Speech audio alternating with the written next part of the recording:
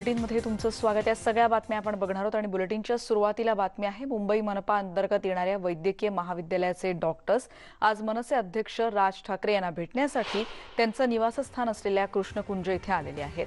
मार्चचे doctor प्रलंबित मागण्यांसाठी राज ठाकरेंनी मध्यस्थी करावी या संदर्भात तिथे आलेले आहेत। त्यांना विनंती करण्यासाठी असं कळतंय। मुंबई महापालिकेने या डॉक्टरांना 11 महिने वाढवण्यात आलेलं मानधन दिलेलं नाही आणि ते लवकरात लवकर मिळावं यासाठी डॉक्टरांचे प्रयत्न सुरू आहेत आणि याचसाठी त्यांनी राज ठाकरे यांच्या भेटीसाठी ते आज मुंबईमध्ये त्यांच्या निवासस्थानी गेले होते अशी माहिती सध्या कळते आहे।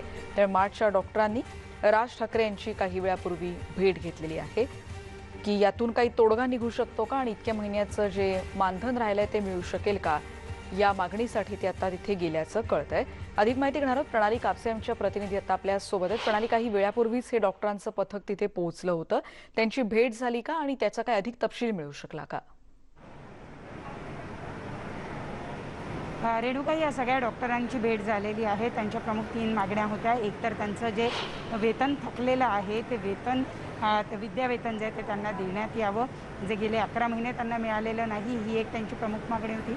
त्यांची दुसरी अशी मागणी आहे की राज्यभरातले जेवढे वैद्यकीय महाविद्यालय आहेत हे जेव्हा विद्यार्थ्यांना विद्यावेतन देतात किंवा डॉक्टरांना विद्यावेतन देतात त्यावर TDS लागत नाही, त्यावर कुठल्याही पद्धतीचा कर आकारला जात नाही।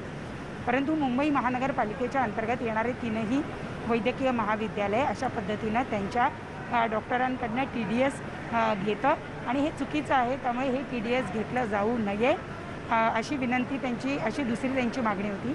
आणि तिसरी त्यांची एक मागणी होती की गेल्या वर्षापासून इररेस्पेक्टिव्ह ऑफ फील्ड म्हणजे त्यांच्या कुठल्याही शाखेचा, वैद्यकीयामध्ये ज्या काही वेगवेगळ्या शाखा असतात त्या शाखेचा विचार न करता सगळे डॉक्टर आणि सगळे लोक जे आहेत ते सध्या कोविडच्या रुग्णांची तब्येत बरी करण्याच्या कामी लागलेले आहेत आणि गेले वर्षभर ते आपली सेवा देत आहेत। या कालावधीचं त्यांचं जे शिक्षण आहे ते सुद्धा होऊ शकलेलं नाही। असं असताना सुद्धा गेल्या वर्षीचं आणि या वर्षीच्या अशा दोन्ही वर्षाच्या या डॉक्टरांच्या ज्या फीज आहे, शिक्षणासाठीच्या ज्या फीज घेतल्या जातात त्या मात्र वसूल केल्या जाणार आहेत आणि त्याचे आदेश जे आहेत ते देण्यात आलेले आहेत। त्यामुळे या विद्यार्थ्यांची तिसरी अशी मागणी आहे की राज्यभरातील सर्व वैद्यकीय महाविद्यालयातील विद्यार्थ्यांचं हे जे फीज आहेत त्या घेतल्या जाऊ नये, गेल्या वर्षीच्या आणि या वर्षीच्या। तर ही त्यांची तिसरी मागणी होती आणि या संदर्भात राज ठाकरे यांनी या सगळ्या डॉक्टरांना आश्वासन दिलेलं आहे की ते गरज पडली तर मुख्यमंत्र्यांशी सुद्धा बोलतील। आरोग्यमंत्र्यांची त्यांनी वेळ मागितलेली आहे, त्यानंतर आरोग्यमंत्र्यांशी ते बोलणार आहेत।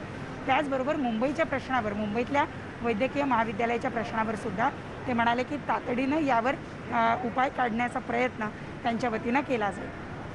धन्यवाद प्रणाली। या सगळ्या अधिक तपशिलाबद्दल आपण बघतोय हे मार्चचे डॉक्टर्स काही वेळापूर्वी मनसे अध्यक्ष राज ठाकरे यांच्या भेटीसाठी गेले होते आणि या भेटीचा तपशील आता आपल्याला प्रणाली कापसे आमच्या प्रतिनिधी देत होत्या। मुंबईतल्या महत्त्वाच्या बातमीनंतर पुढची बातमी आहे मराठा आणि धनगर समाजाला या सरकारला आरक्षण द्यायचं नाहीये असं वक्तव्य केलंय भाजप आमदार गोपीचंद पडळकर यांनी। अनेक MPSCच्या विद्यार्थ्यांना नियुक्ती देण्यात आलेली नाहीये, राज्य सरकारने या विद्यार्थ्यांचं नुकसानच केलंय अशी टीका देखील पडळकरांनी केलेली आहे। बघूया त्यांचं काय म्हणणं आहे। आता जवळजवळ 11 महिने होऊन गेले तरी सुद्धा 413 विद्यार्थ्यांचं हे भविष्य टांगणीला लागलेलं आहे। त्यांना नियुक्त्या द्या म्हणून मी 12 मार्चला म्हणजे मला त्या विद्यार्थ्यांचाच फोन आला होता की पुणे येथील पत्रकार भवनला आम्ही एक आंदोलन करतोय आणि तुम्ही तिथं आमच्याबरोबर या। पण तेव्हाही पोलिसांनी त्यांच्यावरती दबाव आणला आणि ते आंदोलन होऊ शकलं नाही। तेव्हाही आम्ही माननीय सरकारकडे विनंती केली होती की हे जे 413 विद्यार्थी आहेत त्यांना नियुक्ती द्या। अनेक मुलांची लग्न व्हायची आहेत, अनेक मुलींची लग्न व्हायची आहेत, अनेक मुलांच्या घरच्या प्रचंड अडचणी आहेत, त्यांना गावामध्ये त्यांची मिरवणूक काढली, त्यांचे सत्कार केले। आता लोक त्यांना विचारतात यार तू खरं तर अधिकारी झालायस का? त्यांना अपमान सहन करावा लागतोय आणि त्यांना नियुक्तीपत्र द्या।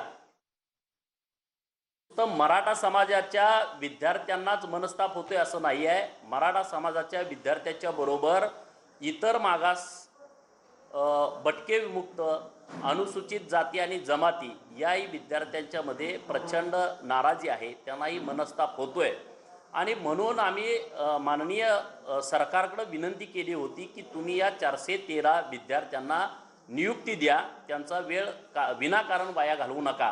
परंतु राज्य सरकारनं त्यांना नियुक्तीपत्र दिलं नाही। त्यामुळे सरकार तत्परता दाखवत नाही अशा आशयाचा आरोप आत्ता केलेला आहे गोपीचंद पडळकर यांनी आणि मराठा आणि धनगर समाजाला या सरकारला आरक्षण द्यायचंच नाही असं देखील गोपीचंद पडळकर यांचं म्हणणं आहे. त्यांनी असं देखील म्हटलंय की एमपीएससीच्या अनेक विद्यार्थ्यांना नियुक्तीच दिलेली नाही आणि आरक्षणाच्या मुद्द्यावर सरकार सातत्यानं डोळेझाक करतंय अशी देखील टीका त्यांनी आता केलेली आहे. राज्य सरकारमुळेच या विद्यार्थ्यांचं नुकसान होतंय, आरक्षण देण्यामध्ये चालढकल होतीये कारण विद्यार्थ्यांना अजून नियुक्ती देखील दिलेली नाही असं देखील आता त्यांनी म्हटलेलं आहे. आताची एक महत्त्वाची बातमी आपण बघतोय आणि सांगलीत ते बोलत होते. मराठा आणि धनगर समाजाच्या आरक्षणाच्या मुद्द्यावर सरकारला हे आरक्षण द्यायचं डोक्यात नाहीच आहे अशा पद्धतीची टीका गोपीचंद पडळकर यांनी केलेली आहे. सरकारवर थेट आणि गंभीर आरोप त्यांनी केलेले आहेत. आताच्या क्षणाची एक महत्त्वाची बातमी आणि गोपीचंद पडळकर यांनी नेमकं काय मुद्दे मांडलेत आपण बघितले आणि या संदर्भात मराठा आरक्षणासंदर्भात आता मराठा नेत्यांची यापुढे भूमिका काय असेल याविषयी देखील आपण बोलणार आहोत. आपल्याला माहिती आहे कालच एक महत्त्वाची बैठक देखील सरकार पातळीवर झालेली आहे, पण त्या दरम्यान अशा अनेक टीकांना सध्या सरकारला सामोरं जावं लागतं आहे. एमपीएससीच्या विद्यार्थ्यांना अजूनही नियुक्ती देण्यात आलेली नाहीये. त्याचबरोबर यावेळी गोपीचंद पडळकर यांनी आदित्य ठाकरेंवर देखील टीका केलेली आहे. ज्याप्रमाणे आदित्य ठाकरेंना मुख्यमंत्र्यांनी कॅबिनेटमध्ये स्थान देत तत्परता दाखवली होती, तर इतर विद्यार्थ्यांचा प्रश्न किंवा इतर महत्त्वाचे नाहीयेत का मुद्दे असा प्रश्न देखील त्यांनी उपस्थित केलेला आहे. अधिक बोलणार आहोत आपण. मराठा क्रांती मोर्चाचे नेते आबा पाटील आता आपल्या सोबत आहेत. त्यांचं स्टुडिओमधून चर्चेत स्वागत करूयात. आबा पाटील, तुमचं या चर्चेत स्वागत. सगळ्यात महत्त्वाचं म्हणजे एकीकडे आपण बघतोय अशा रीतीनं सातत्यानं सरकारवर टीका होतीये. सरकारचं असं म्हणणं आहे की आम्ही प्रयत्न करतोय, वेगवेगळ्या बैठका देखील होत आहेत, पण एकूणच म्हणजे परवाच्या निर्णयानंतर निकालानंतर मराठा क्रांती मोर्चा आता पुढची दिशा तुमची काय असणार आहे एक संघटना म्हणून, यापुढे तुमचा कशी रणनीती असणार आहे?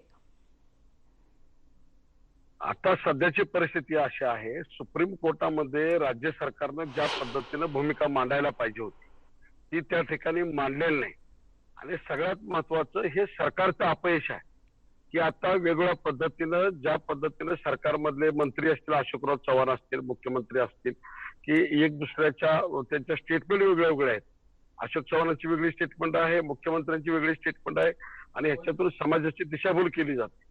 मला आपल्या माध्यमातून राज्यातील तमाम जनतेला एवढंच सांगायचं आहे की ज्या वेळेला 2018ला 15 तारखेला राज्य मागासवर्गीय आयोगाचा अहवाल आला आणि 30 नोव्हेंबरला आरक्षणाचा कायदा झाला आणि हा कायदा आरक्षणाचा होत असताना राज्यातील तमाम 288 आमदार, विधान परिषदेचे 78 आमदार, दोन्ही सभागृहामध्ये सर्वांच्या एकमतानं हा कायदा पारित झाला आणि हा कायदा पारित झाल्यानंतर त्या ठिकाणी आरक्षण उच्च न्यायालयानं मंजूर केलं आणि आरक्षण लागू झालं.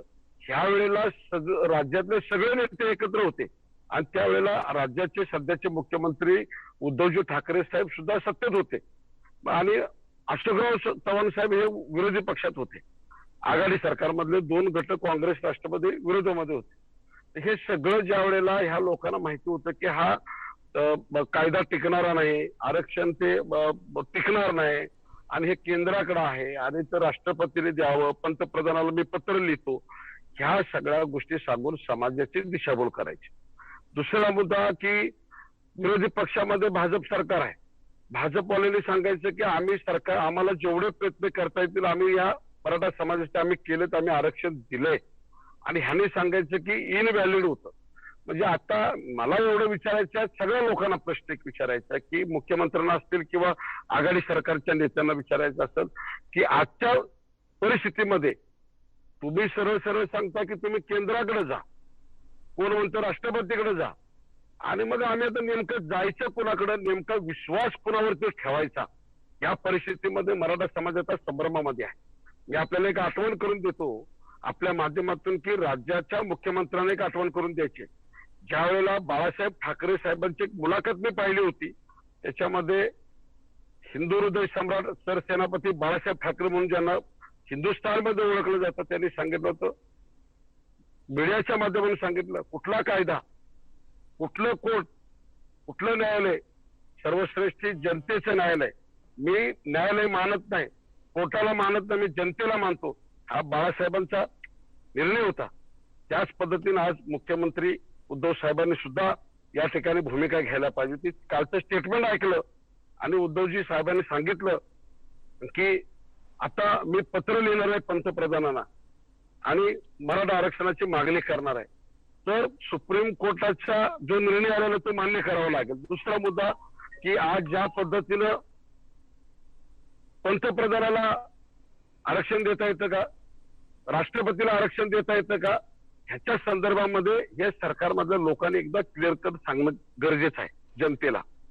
आणि दुसरं असं त्याच्यामध्ये आहे की आज ज्या पद्धतीनं ज्या प्रकारानं जी दिशाभूल करायचं काम चालू आहे की आपल्या माध्यमातून मला जनतेला सांगायचं की सुप्रीम कोर्टाच्या संदर्भामध्ये वारंवार ज्या काही झूम मिटिंग झाल्या त्या सुद्धा होत नव्हत्या. आम्ही सरकारवरती प्रेशर केलं, त्याच्यानंतर उपसमितीच्या बैठका 2-4 झाल्या, त्याच्यात सुद्धा काही लोकांना बोलवलं नाही. अनेक आमचे समन्वयक इतर जिल्ह्यातले म्हणजे त्याला एकूणच तुमचं असं म्हणणं आहे की या सगळ्यामध्ये समन्वयाचा अभाव आहे, अनागोंदी आहे, हे तुमच्या बोलण्यातून जाणवतंय. पण असं असेल तर मराठा बांधवांची तुम्ही समजूत कशी काढणार आहात आणि यापुढे राज्यभर मोर्चे जे गाजले होते राज्यभरात आपल्याला माहिती त्याची चर्चा झालेली होती, यापुढे मराठा संघटना पाऊल कसं उचलणार आहेत आणि याबद्दलची रणनीती यापुढे काय असणार आहे? बघा, पाठीमागच्या सरकारच्या वेळेला सरकार होतं त्यावेळेला राज्यभरामध्ये आम्ही फार मोठे मोठे मोर्चे काढले आणि एवढे मोर्चे काढल्यानंतर त्यांनी आम्हाला कुठेही अडवलं नव्हतं. मुख्य मोर्चे 58 झाले, ठोक मोर्चे एवढे मोठे झाले, 21 दिवस आंदोलन चाललं, देशातलं सगळ्यात मोठं आंदोलन झालं. त्याच्यामुळे परळी आंदोलनामुळे टाइम बॉन्ड मिळाला, परंतु सरकारनं कुठेही आमची त्यावेळेला आंदोलन करू नका म्हणून सांगितलं नाही.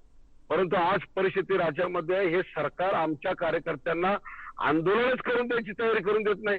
आणि कालचा निर्णय लागल्यानंतर प्रत्येक समन्वयकाच्या दारामध्ये पोलीस पाठवले, आमच्या कार्यकर्त्यांना उचला-उचलीचा कार्यक्रम झाला, काही कार्यकर्त्यांना पोलीस स्टेशनमध्ये बसवून ठेवलं. शेवटी मला गृहमंत्र्यांची चर्चा करावी लागली. मी अजितदादा पवारांना सुद्धा फोन केला आणि त्यांना विनंती केली की आता हा लोकांचा फार म्हणजे संताप आहे आणि ह्याच्यातून जर काय कार्यकर्ते आमचे आंदोलन करत असतील, सगळ्याला माहिती आहे कोरोना पार्श्वभूमी आहे, लॉकडाऊन आहे, आम्हाला सुद्धा काही गोष्टी कळतात ना, पण आम्ही आमच्या भावना सुद्धा मीडिया समोर व्यक्त करू शकत नाही, आम्ही बोलू शकत. आज आमचे मोबाईल सुद्धा तुम्ही रेकॉर्डिंगवर टाकलेले, म्हणजे आम्ही बोलायचं सुद्धा नाही. आज न्याय मागायचा कोणाकडे हा सगळ्यात महत्वाचा विषय आहे. आणि आंदोलनाची दिशा काय असेल, आंदोलन कसं काय केलं जाईल, आता हे मराठा क्रांती मोर्चा असेल, मराठा क्रांती ठोक मोर्चा असेल, आता 2 पर्व आमची संपलेले आहेत. पहिलं पर्व होतं मराठा क्रांती मूक मोर्चाचं, दुसरं पर्व होतं मराठा क्रांती ठोक मोर्चाचं. आता या राज्यामध्ये मराठा आरक्षणासाठी 3रं पर्व जे सुरू होईल त्यांना मिलिटरी पाचारण करावे लागेल, तरी सुद्धा मराठे यांना ऐकणार नाही. कायदा म्हणजे तुम्ही इतरांच्या बाबतीत कायदा सगळा समान आहे. हीच गोष्ट जर महाराष्ट्रामध्ये इतर समाजामध्ये घडली असती, एखाद्याच्या आरक्षण जाऊ दे पण छोटा जर एखादा जी आर रद्द केला असता तर महाराष्ट्र पेटवला असता, यांचे पोलीस बघत उभा राहिले असते आणि सरकारनं काहीच केलं नसतं. फक्त चारी बाजूने मराठ्यांच्या दबावावर टाकायचा. तुम्ही म्हणताय की आपण जसं तुम्ही म्हणताय की ही संतापाची भावना सगळ्याच बांधवांमध्ये आहे, कारण इतके वर्षांपासून त्याचा लढा तुम्ही देता आहात. पण अशा प्रकारे म्हणजे इतक्या मोठ्या घटनाक्रमानंतर सरकारकडून तुम्हाला याबद्दलचे काही डिटेल्स सांगण्यात आलेत का, किंवा आम्ही काय प्रयत्न करतोय याची काही बॅकग्राऊंड किंवा कसे प्रयत्न सुरू आहेत याविषयीची काही माहिती देण्यात आलेली आहे का? आणि तुम्ही जे म्हणताय की याच्या पुढे कदाचित लष्कराला बोलावं लागेल, इतक्या आक्रमकपणे आम्ही रस्त्यावर उतरू, याची कल्पना सरकारला आहे का? खरं तर कायदा सुव्यवस्थेचं बंधन तुम्ही तोडताय असे देखील आरोप यापुढे तुमच्यावर केले जाऊ शकतात. कायदा सगळ्यांना जर समान असेल मग इतरांना एक कायदा, मराठ्यांना एक कायदा का बरं? आज काही लोक एवढ्या मोठ्या प्रमाणात आंदोलन करतात त्यावेळी तुम्ही त्यांना अडवत नाही, आणि मराठ्यांनी शब्द टाकला तरी लगेच कायदा सुव्यवस्थेचा विषय येतो. आणि आज ज्यावेळेला आरक्षणाची अशी परिस्थिती निर्माण झाली, त्या परिस्थितीमध्ये राज्याच्या मुख्यमंत्र्यांनी मराठा समाजाला एक धीर द्यायला पाहिजे होता. जे तिन्ही सरकारचे घटक आहेत, मुख्यमंत्री असतील, उपमुख्यमंत्री असतील किंवा अशोकराव चव्हाण असतील, या सगळ्या लोकांनी जनतेला एक आवाहन करायला पाहिजे होतं आणि जनतेला सांगायला पाहिजे होतं की आरक्षण जरी रद्द झालं असेल तरी आम्ही तुम्हाला वाऱ्यावर सोडणार नाही. आज ज्या वेळेला सुप्रीम कोर्टामध्ये आणि उच्च न्यायालयामध्ये धनगर समाजाचा विषय आला, त्यांचा निर्णय लागला नाही, तर त्या धनगर समाजाला गेल्या वर्षी संपूर्णपणे एसटीच्या सगळ्या योजना दिल्या, त्यांना पॅकेज दिलं, त्यांच्या विद्यार्थ्यांना सुविधा दिल्या, त्या समाजाला पाहिजे तेवढं त्यांना न मागता एवढं दिलं. मग मराठ्यांचा विचार का करत नाही? आज मला एक भावना आहे, आमची माझी वैयक्तिक आणि समाजाची, जर 60-70 वर्षामध्ये ह्या मराठा समाजाला एक ओळीचा GR नाही, एक ओळीची सवलत नाही, एक ओळीची योजना नाही आणि आम्हाला काहीच नाही, फक्त आमच्याकडून घ्यायचं. आमच्या तुम्ही जमिनी घेतल्या, प्रकल्प उभा केले, आमचं टॅक्स व्हॅट पाणी सुद्धा मराठ्याने विकत प्यायचं आणि सर्वस्व आमची 100% फी आम्ही भरायची. सगळं जर सरकारला महसूल आम्ही भरतो आणि मग इतरांनी काही भरायचं नाही, काही माग त्यांना न मागता द्यायचं, हा कुठला न्याय आहे? समानता कोणती समानता आहे? तुम्ही समानता, काही लोक सांगतात की आरक्षण म्हणजे गरिबी हटावचा कार्यक्रम नाही.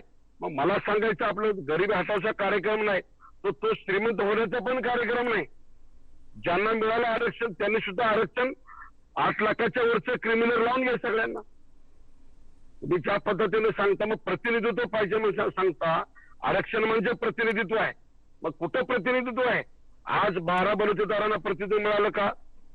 मातंग समाजाला प्रतिनिधित्व मिळालं का? SC ST मध्ये अनेक समाज. थोडक्यात तुमचं असं म्हणणं आहे की मराठा बांधवांबद्दल दुजाभाव केला जातो आहे आणि त्यामुळे संतापाची भावना मराठा बांधवांमध्ये सध्या आहे. आबा पाटील यांच्याशी आता आपण संवाद साधला होता. मराठा क्रांती मोर्चाचे नेते ते आहेत आणि ते या संदर्भात आता आपल्याशी संवाद साधत होते.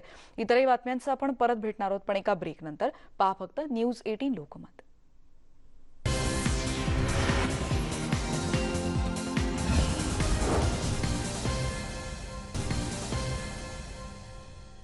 आता बातमी, रत्नागिरी जिल्ह्यातल्या गुहागरमध्ये जांभारी गावात काळ्या वाघाचं दर्शन झालंय. जंगलातून वाट काढत मुक्तपणे फिरणाऱ्या या काळ्या वाघाचा व्हिडिओ सध्या सोशल मीडियावर प्रचंड व्हायरल होतोय. काळा वाघ हा दुर्मिळ असल्याचं म्हटलं जातं. एका स्थानिक रहिवाशांना वाघाचा हा व्हिडिओ सध्या कॅमेऱ्यात कैद केला आणि तो मोठ्या प्रमाणात व्हायरल होताना दिसतोय आणि वाघाचं दर्शन झाल्यानं या परिसरात भीतीचं वातावरणही आहे. रत्नागिरीतली ही दृश्य आता आपण बघतोय.